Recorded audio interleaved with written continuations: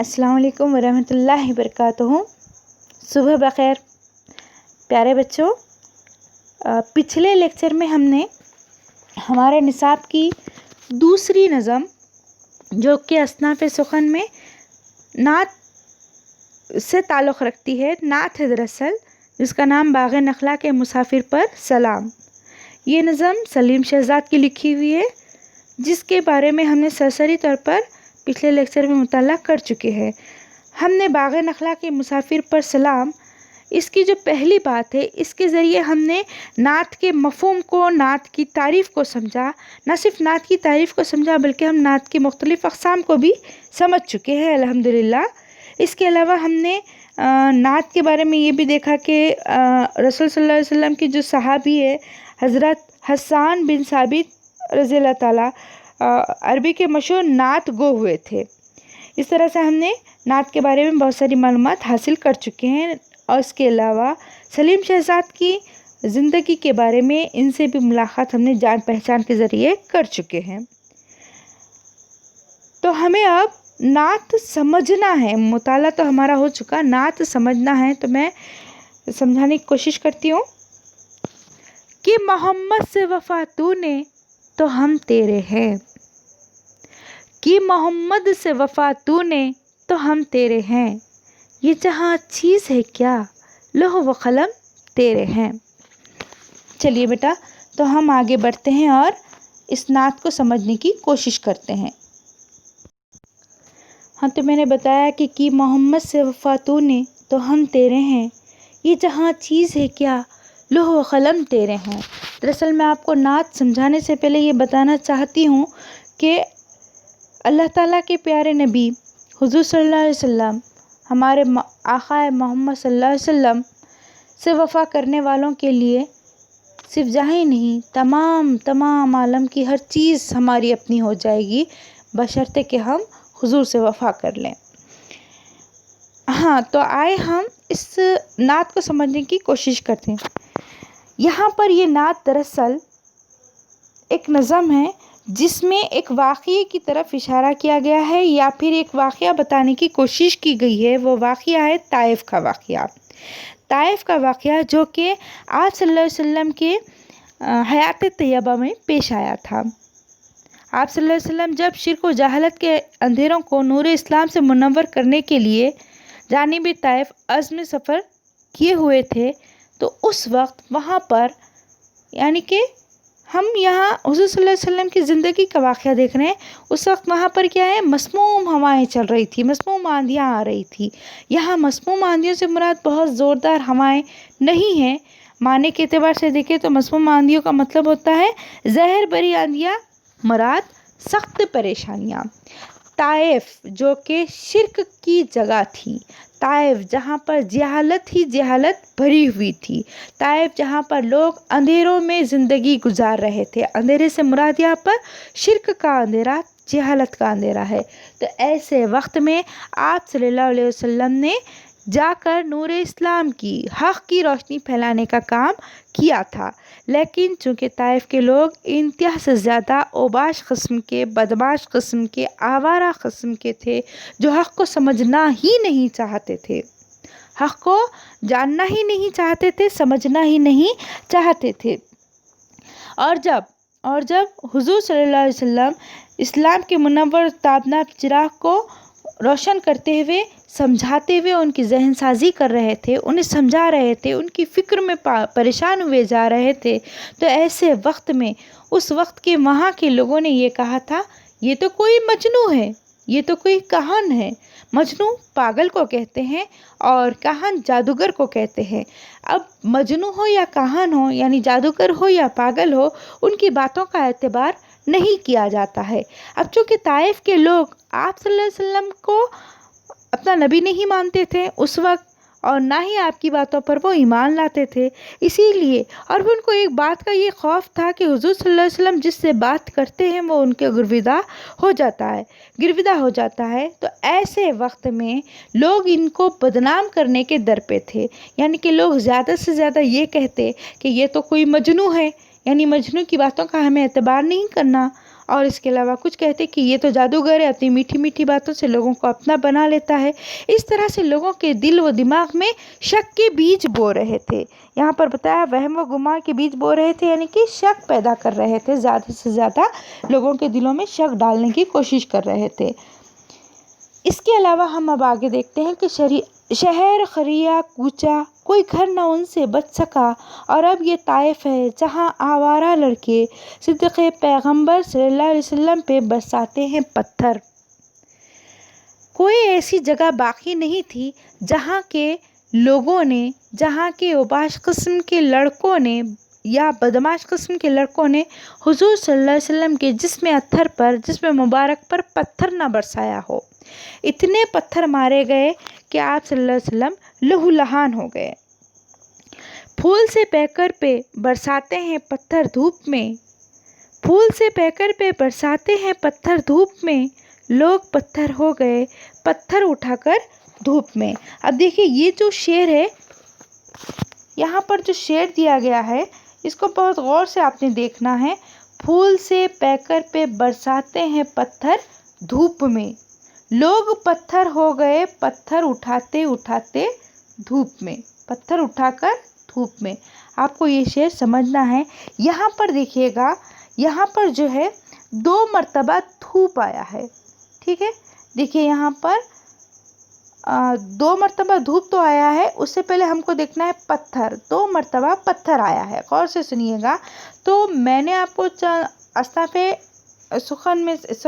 میں نے آپ کو ثنائے و بدائے بتا چکی ہوں، اس میں نے آپ کو بتایا تھا کہ اس طرح سے اگر لکھنے میں، پڑھنے میں، دیکھنے میں، تلفظ میں ایک جیسے اگر الفاظ ہیں لیکن معنی کے اعتبار سے الگ الگ ہے تو وہ صنعت تدنیس تام کہلائے گا۔ تو یہاں پر بھی دیکھیے 2 مرتبہ پتھر کا استعمال ہوا ہے۔ پھول سے پیکر پہ برساتے ہیں پتھر دھوپ میں، لوگ پتھر ہو گئے پتھر اٹھا کر دھوپ میں۔ تو یہاں کیا بتایا ہوا ہے اس کے اندر کہ پھول جیسا پیکر جسم کو کہیں گے، یہاں پر نازک اندام، پھول جیسا نازک خوبصورت جسم پر لوگ کیا کر رہے تھے، دھوپ میں پتھر برسا رہے تھے، یعنی شدید تکلیف دے رہے تھے، زیادہ تکلیف دے رہے تھے۔ پھر لوگ پتھر ہو گئے پتھر اٹھا کر دھوپ میں۔ پتھر ہو جانے سے کیا مراد ہے یہاں پر؟ لوگوں کا پتھر ہونا یعنی کہ اندھا ہو جانا، بے رحم ہو جانا، بے مروت ہو جانا، بے حس ہو جانا۔ کسی کو یہ احساس ہی نہیں ہو رہا تھا کہ جس بندے پر وہ پتھر برسا رہے ہیں اس کی حیثیت کیا ہے، وہ کون ہے، کیا ہے، اس کے بارے میں جاننے سے ان کو کوئی لگاؤ نہیں تھا، بلکہ وہ ایسے پتھر برسا کے لہو لہان کر رہے تھے کہ جیسے گویا وہ خود بھی پتھر کے بنے ہوں، جس پر کسی قسم کا کوئی اثر ہی نہ ہوتا ہو۔ تو یہاں 2 مرتبہ پتھر کا استعمال ہوا ہے۔ اب دوسری بات، یہاں پر پھول، یہاں پر دیکھیے گا پھول، ٹھیک ہے، اور پتھر، یہ بھی 2 مرتبہ استعمال ہوئے، پھول اور پتھر، پھول اور پتھر۔ یہاں پھول ہے، یہاں پتھر ہے، یہاں 2 مرتبہ پتھر ہے۔ تو یہاں اس حساب سے اگر دیکھیں تو یہ صنعت تدنیس تام کے ساتھ ساتھ صنعت تضاد بھی بنتی ہے، ٹھیک، یہ یاد رکھنا ہے آپ کو۔ چلیے میں آگے بڑھوں۔ خون میں اپنے نہایا سر سے لے کر پاؤں تک، خون میں اپنے نہایا سر سے لے کر پاؤں تک، جل اٹھا سرخی سے سارا ریت منظر دھوپ میں۔ چونکہ آپ صلی اللہ علیہ وسلم کے پیچھے اوباش قسم کے لڑکے لگا دیے گئے تھے، جو نہ صرف آپ پر فخرے کستے تھے، جو نہ صرف آپ پر گالیاں بکتے تھے، بلکہ آپ صلی اللہ علیہ وسلم پر پتھر برساتے تھے، جس کی وجہ سے آپ صلی اللہ علیہ وسلم شدید زخمی ہو گئے، لہو لہان ہو گئے تھے، آپ کی نالیں مبارک بھر گئی تھی طائف سے باہر۔ ہاں، تو اب ہم آگے بڑھتے ہیں۔ بھر گئے نالے گردوں خدر دونوں خون سے، اور کتنے زخم کھائے جس میں اتر دھوپ میں۔ یہاں افسوس کرتے ہوئے شاعر کہتا ہے آخر کتنے زخم کھاتے یہ دھوپ میں رہ کر، وہ اندھیروں میں اجالے بانٹنے نکلا مگر، وہ اندھیروں میں اجالے بانٹنے نکلا مگر، ان اندھیروں نے اٹھا رکھا ہو جو سر دھوپ میں۔ کیا بتایا گیا کہ اندھیرے میں وہ اجالے بانٹنے کے لیے تو نکلے تھے، لیکن یہ اندھیروں نے کیا کیا ہوا تھا؟ اندھیروں نے اجالوں پر قبضہ کیا ہوا تھا، اندھیروں نے اٹھا رکھا ہو جو سر دھوپ میں۔ اس سے مراد کیا ہے؟ یہاں کے لوگ آپ صلی اللہ علیہ وسلم کی بات کو ماننے سے انکاری تھے، آپ کے پیغام کو ماننا ہی نہیں چاہتے تھے۔ اسی لیے اندھیروں نے سر اٹھا رکھا تھا کہا گیا ہے، مطلب وہ اپنے ظلم و ستم کے عروج پر تھے۔ آگے ہے، جب فرشتہ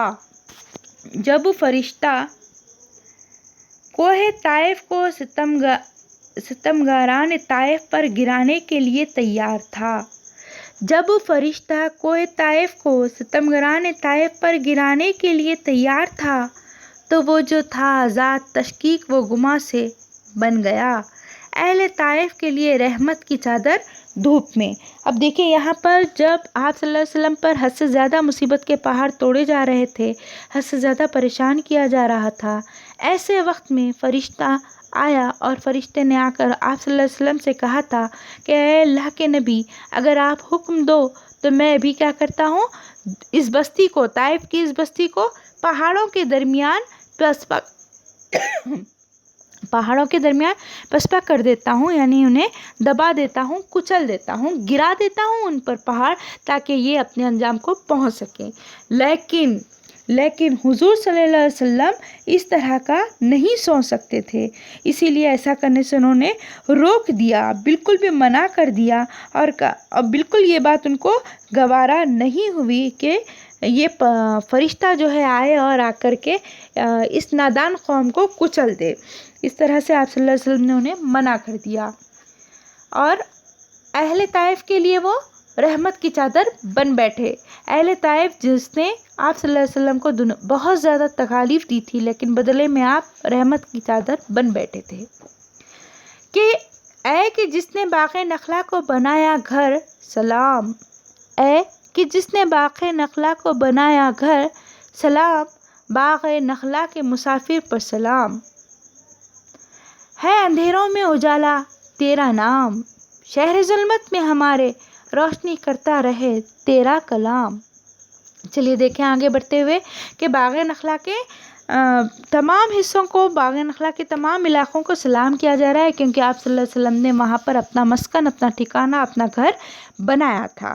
اس کے علاوہ آپ کو سمجھنا یہ ہے کہ یہاں پر جو ہے آپ صلی اللہ علیہ وسلم پر فرشتے نے آ کر یہ انکشاف کیا کہ بھئی اگر آپ اجازت دیتے ہیں یا اللہ پاک سے دعائیں کرتے ہیں تو اس طائف کی وادی میں بسنے والے تمام لوگوں کو پہاڑوں کے درمیان کچل کر کے ختم کر دیا جائے گا۔ لیکن آپ صلی اللہ علیہ وسلم کا ایمان اتنا پختہ تھا، یقین اتنا کامل تھا کہ آپ صلی اللہ علیہ وسلم فرشتے کو کہنے لگے کہ بھلے آج یہ لوگ میری بات نہیں مانتے ہیں، آج میری بات کی ان کے پاس کوئی اہمیت نہیں ہے، لیکن کل کو آپ کی باتیں یاد آئے گی، یعنی کہ آنے والے زمانے میں یہ لوگوں کی نسلیں میری باتوں کو سمجھے گی۔ اور آپ صلی اللہ علیہ وسلم نے نرم دلی اور خلق عظیم کا زبردست مظاہرہ کیا، اور آخرکار شاعر نے آپ صلی اللہ علیہ وسلم کی ذات اقدس پر سلام بھیجا ہے، اور دعا کی ہے کہ آپ صلی اللہ علیہ وسلم کے کلام کی روشنی سے سارا عالم جگمگا اٹھے، یعنی قرآن پاک کی وجہ سے سارا عالم جگمگا اٹھے، ایسی شاعر نے بھی دعا کی ہے۔ تو الحمدللہ ہمارا یہ جو نصابی حصہ تھا نظم کا، یعنی نعت کا، تو نعت یہاں پر ہماری الحمدللہ مکمل ہوئی۔ آپ ایک مرتبہ سے پڑھیے گا، اور اگر کہیں کوئی پریشانی یا دقت آتی ہے تو مجھے ضرور پوچھیے گا۔ اللہ حافظ۔